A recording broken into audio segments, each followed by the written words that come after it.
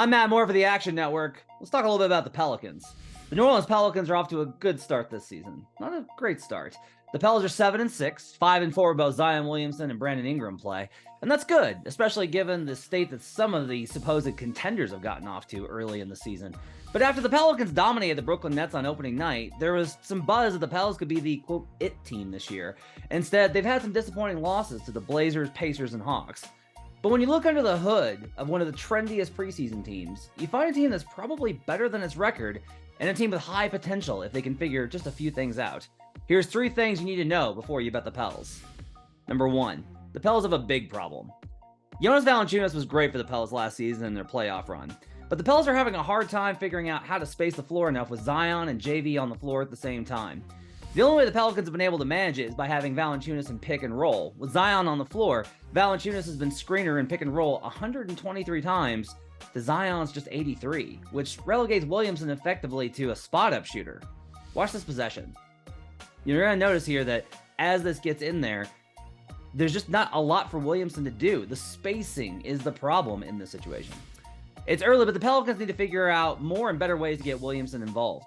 Williamson's usage is lower than it was 2 years ago, but more importantly, it's almost all in post-up actions, nearly 23% of the time.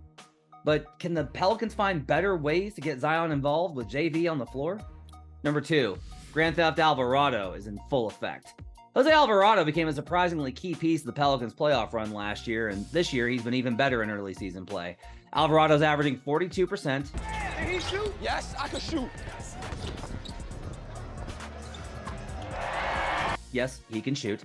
The Pels have been 8 points better with him on the floor, and GTA is in full effect. Grand Theft Alvarado is Alvarado's penchant for lurking on inbounds plays and thieving the inbounds pass when the ball handler isn't paying attention.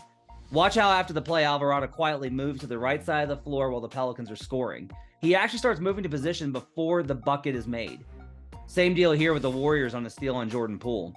As Zion scores, he moves all the way out to almost the corner.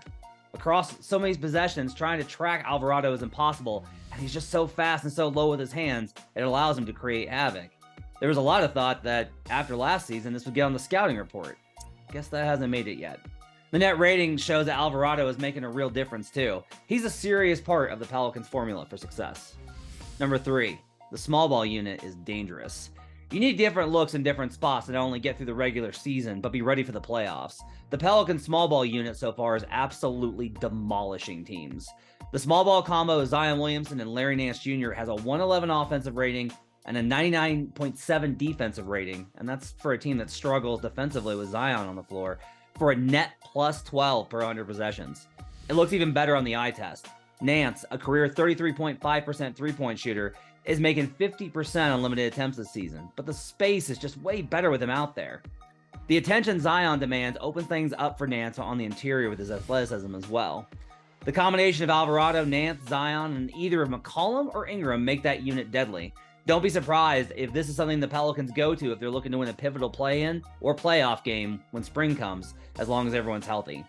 The Pelicans are plus 250 to win the Southwest Division, with injury troubles hitting the Grizzlies, whose record's a little better than their numbers under the hood suggest, and the extreme burden being placed on Luka Doncic with the Mavs. New Orleans is the best division bet currently on the board in the NBA. For more on the Pelicans and the NBA, check out the Action Network and the Action Network app.